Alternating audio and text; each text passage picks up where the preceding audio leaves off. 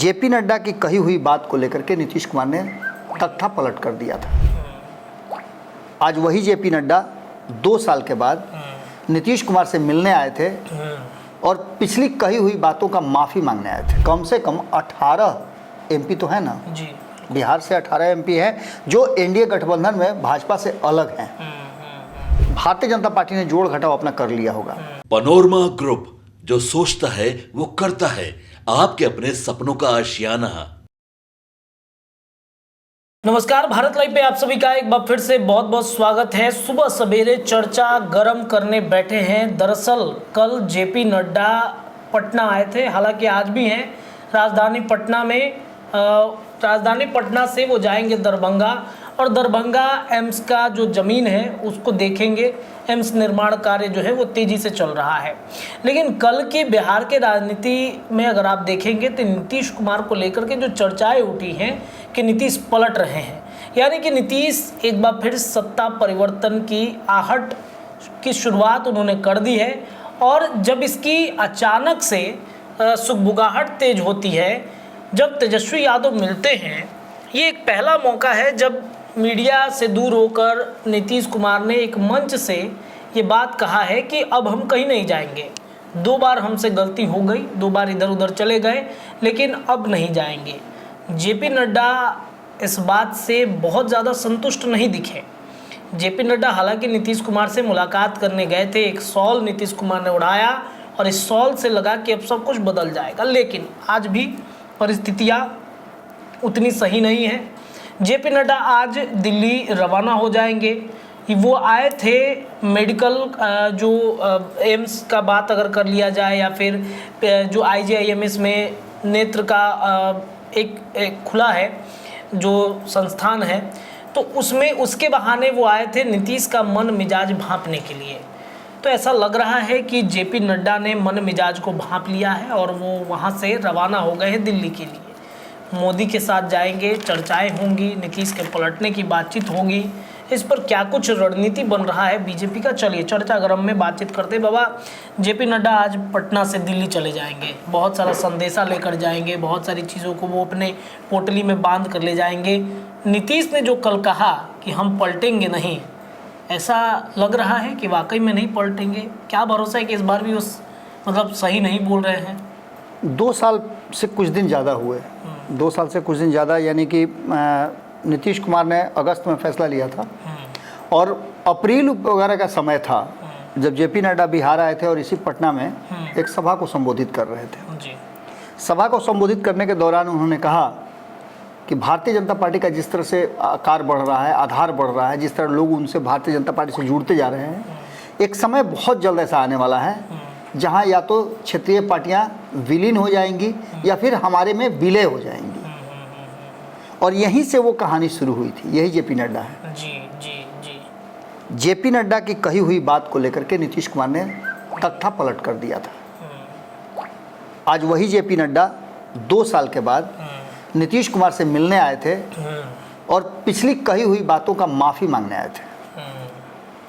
अच्छा, जो उन्होंने कहा था कि भाई पार्टियां समाप्त कर देंगे, छोटी छोटी पार्टियों का विलय हो जाएगा बड़ी पार्टियों में, अब तो उनको समझ में आ गया कि ये छोटी छोटी पार्टियां अगर नहीं रहती तो वो सत्ता में नहीं रहते हैं। बिल्कुल। खास करके नीतीश कुमार की अगर बात की जाए तो नीतीश कुमार के पास अभी भी कम से कम 18 एमपी तो है ना। जी। बिहार से 18 एमपी हैं जो एनडीए गठबंधन में भाजपा से अलग हैं। तो नीतीश कुमार 18 लोगों का नेता है, 18 लोगों का प्रतिनिधित्व कर रहे हैं। हालांकि कर तो 30 का रहे हैं, लेकिन 18 लोगों का वो अगर भारतीय जनता पार्टी से अलग होते हैं तो कर रहे हैं। इन सारी परिस्थितियों को अगर देख लिया जाए तो भारतीय जनता पार्टी ने जोड़ घटाव अपना कर लिया होगा। रत्नेश, कुछ आंकड़ों के हिसाब से यदि आपको बताएं हम, बिल्कुल, तो पूरे देश भर में नीतीश कुमार जहां डैमेज कर सकते थे भारतीय जनता पार्टी को, वहां करारा डैमेज किया है। अच्छा। 2024 के चुनाव से पहले, या फिर कहा जाए कि 24 के चुनाव की घोषणा से 2 महीना पहले नीतीश कुमार कहाँ थे? दूसरे गठबंधन। वहां क्या वो कर रहे थे? तो वो नरेंद्र मोदी को हराने का तंत्र मंत्र जोड़ रहे थे। कौन पूजा कराएंगे, कौन जाप कराएंगे, कहाँ से क्या ले आएंगे, कौन कौन हवन करना पड़ेगा, सारा चीज जुटा चुके थे पूरे बिहार भर में घूम करके। और तब जाकर के ये तैयार हुए थे, ये पूरी पलटन तैयार हुई थी। और इस पलटन ने 2024 के चुनाव में नीतीश भले ही वहाँ से हट गए, लेकिन उस पलटन ने उसी नीतीश कुमार के एंगल पे काम किया था, जिसका नतीजा भारतीय जनता पार्टी सत्ता से दूर हुई। जी जी। बेदखल हो सकती थी लेकिन हुई नहीं, दूर हो गई। नीतीश कुमार ने बचा लिया। अब नीतीश कुमार की अहमियत तो आप समझ ही सकते हैं। दूसरी तरफ नीतीश कुमार अगर हैं साथ में तो बिहार में सरकार है, यानी भारतीय जनता पार्टी के ग्राफ में एक और स्टार लगा हुआ है कि एक राज्य में और है। ये दोनों चीज़ें नीतीश कुमार, एक नीतीश कुमार के कारण अगर नीतीश कुमार अलग हो जाते हैं या कोई फैसला ले लेते हैं तो समाप्त हो जाएगी। जी। नीतीश कुमार को यदि आपको समझना है तो आप समझिए कि आप कुछ नहीं समझ रहे हैं और ना समझ पाएंगे, क्योंकि नीतीश कुमार को समझना बड़ा मुश्किल है। अब जो वर्तमान परिस्थिति बनी है, उस परिस्थिति में जो 2024 के आंकड़े हैं और उसकी तुलना अगर 2019 से करिएगा आप, तो आपको सीधा नजर आएगा कि वहाँ नीतीश कुमार 17 सीट जीत करके जितना इंपॉर्टेंट नहीं थे, उतना इस बार 12 सीट जीत करके इंपॉर्टेंट हो गए हैं और ग्राफ बहुत ज़्यादा नहीं बढ़ा है। लेकिन नीतीश कुमार का वो 15-16% वोट जो है आज भी भारतीय जनता पार्टी के लिए जीवनदायी शक्ति की तरह है। बिल्कुल बिल्कुल। कभी कभी आप देखे हुए कि जो दम्मा का मरीज होता है वह पंप रखता है, नेबुलाइजर उसका हाँ उसका लाइफ लाइन है वो। बिल्कुल। वही नेबुलाइजर जो है उसका लाइफ लाइन है, और अगर वो उसे छीन लिया जाए तो देखते हैं आप कैसे वो छटपटाने लगता है। बिल्कुल सत्य बात है। अभी नीतीश कुमार की जो स्थिति है उसी नेबुलाइजर की तरह है, वो पंप है, अगर नहीं मारिएगा ना तो फिर छटपटाना शुरू हो जाइएगा। जो हमारे पास आंकड़े हैं, कुछ आंकड़ों की मैं बात कर लेता हूं, क्योंकि बाकी तो हम लोग सारा राजनीतिक गलियारे से जो बातें आती है वो तो करते ही है, लेकिन आंकड़ों की बात मैं इसलिए करना चाहता हूं कि जो नीतीश कुमार ने सेक्टर तय किए थे, उस सेक्टर में नीतीश कुमार ने कहाँ कहाँ भारतीय जनता पार्टी को डैमेज किया था और भारतीय जनता पार्टी की तरफ आ करके उन्होंने कहाँ बचा लिया। क्योंकि अगर बिहार में नीतीश कुमार नहीं आए रहते तो ज़्यादा से ज़्यादा होता तो 17 से 18 सीटें जीत करके आती। 22 सीटें तो नीतीश कुमार ने छीन ही लिया था ना। अगर उस खेमे में रहते, हम बहुत ज़्यादा नहीं कहते हैं जी, तो नीतीश कुमार निश्चित रूप से बड़े भाई के रोल में रहते, क्योंकि वहाँ भी रहते तो गठबंधन के हेड रहते। बिल्कुल। लेकिन यहाँ आने के बाद 12 सीटें बढ़ा दिया भारतीय जनता पार्टी का, ये कम बात थोड़े है, बिल्कुल बहुत बड़ी बात है। बहुत बड़ी बात है। जहाँ नीतीश कुमार नहीं थे वहाँ भारतीय जनता पार्टी की स्थिति बुरी हो गई। अब जैसे उत्तर भारत की बात कर लिए तो उत्तर भारत में 205 सीटें हैं, यहाँ भारतीय जनता पार्टी को 183 और कांग्रेस को 14 सीटें आई, यानी कि अदर को 48। इसके साथ साथ अगर दक्षिण भारत की बात करें तो 132 सीटों में से 29 सीटें बीजेपी को आई, 29 सीटें कांग्रेस को आई और 74 अन्य को आई, क्षेत्रीय दलों को आई। क्षेत्रीय दलों का यहाँ देख लीजिए ग्राफ बढ़ता जा रहा है। बिल्कुल बिल्कुल। जिस क्षेत्र को समाप्त करने की बात कर रहे हैं निश्चित रूप से उसके बाद पश्चिम भारत की बात करें तो 78 सीट में से 51 सीट भारतीय जनता पार्टी को आई, 2 सीटें आई है कांग्रेस को, यहाँ भी 25 सीटें अदर को आती है, क्षेत्रीय दलों को। पूर्वी भारत की बात करें तो 88 सीटें हैं, यहाँ 40 सीटें यानी 50% से कुछ कम आ रही हैं बीजेपी को, 7 सीट कांग्रेस को और 41 सीटें अदर को आ रही हैं। इसके अलावा मध्य भारत की बात करें तो 40 सीटों में से 37 सीटें भारतीय जनता पार्टी को आई है और 3 सीटें कांग्रेस को आई है, अन्य कोई यहाँ सीट नहीं आया, यानी मध्य भारत ने पूरी तरह से भारतीय जनता पार्टी को बचा लिया है। अब इसको ऐसे आप देख सकते हैं कि उत्तर भारत में 183 सीटें, जिसमें से 2000 माफ कीजिएगा, उत्तर भारत की जो सीटें हैं उस उत्तर भारत की 205 सीटों में 183 सीटें जो है, सभी को जोड़ लेते हैं, उत्तर भारत को, पूरा उत्तर भारत को जोड़ लेते हैं तो 183 सीटें 2019 में आ रहा है भारतीय जनता पार्टी को और 2024 में 130 सीट आ रहा है, यानी कि यहाँ 53 सीटों का नुकसान हो रहा है। ये 205 सीटें हैं उसकी मैं बात कर रहा हूँ। अगर पूर्वी भारत की बात करें तो 26 सीटें आई थी 2019 में, इस बार 2024 में 32 सीटें आई, यानी प्लस हुआ है 6। जहां पूर्वी भारत में स्थिति ठीक नहीं थी भारतीय जनता पार्टी की, वहां स्थिति अच्छी हुई है। पश्चिमी भारत की बात करें तो 51 सीटें 2019 में थी, 36 सीटें इस बार 2024 में, यानी कि 15 सीटों का यहाँ नुकसान हो रहा है। वहीं अगर बात करें दक्षिण भारत की तो 29 सीटें आई थी पिछली बार 2019 में, इस बार 30, यानी 1 सीटों का फायदा हुआ है। और पूर्वोत्तर भारत में 14 सीटें उन 14 सीटों में से 12 सीटें इस बार आई हैं, यानी 2 सीटों का यह नुकसान होता है, यानी कि 303 में से 240 इस बार आया है, ये 63 सीटों का नुकसान हुआ है। इस नुकसान को यदि बिहार के आंकड़े से आप देखें तो बिहार में आपको साफ साफ नजर आएगा कि किस तरह से ये पूरी परिस्थितियां बदली हैं। बिहार में नीतीश कुमार ने कहीं ना कहीं बेहतर प्रदर्शन किया है, जिसके कारण केंद्र में नरेंद्र मोदी की सरकार बनी है। अब जो फैक्ट है कि भारतीय जनता पार्टी जैसे ही तेजस्वी यादव से मुलाकात होती है, याद होगा कि आपको हमने वो बताया था कि वो जो चार्ट तैयार किया गया था, जिसके आधार पर आने वाले 2024 के चुनाव के लिए तैयारियां की जा रही थी और बाकी सारी चीज़ों को नीतीश कुमार पर छोड़ा गया था।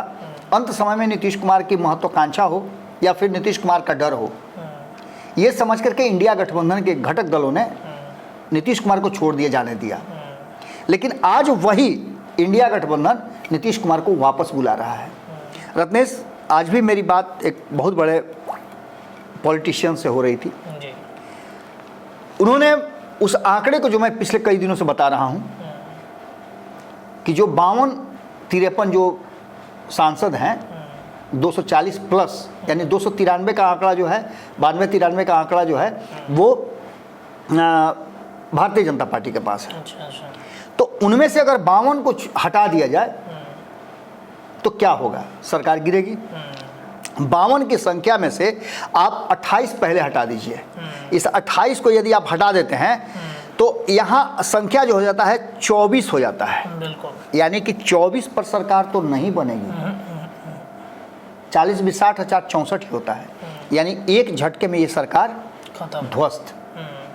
मैं बार बार इसी बात का जिक्र कर रहा हूँ कि भारतीय जनता पार्टी रात में सोई रहेगी और सुबह राष्ट्रपति के पास कोई और पहुंचेगा। 300 लोगों का 241 उधर है, 241 उधर है। और भारतीय जनता पार्टी में अभी जो वर्तमान स्थिति है, जेपी नड्डा, नरेंद्र मोदी और अमित शाह, ये 3 लोगों की 3 तिकड़ी को किसी भी कीमत में देखना नहीं चाहती है भारतीय जनता पार्टी की एक लॉबी, जिसमें आरएसएस का भी बड़ा हाथ है।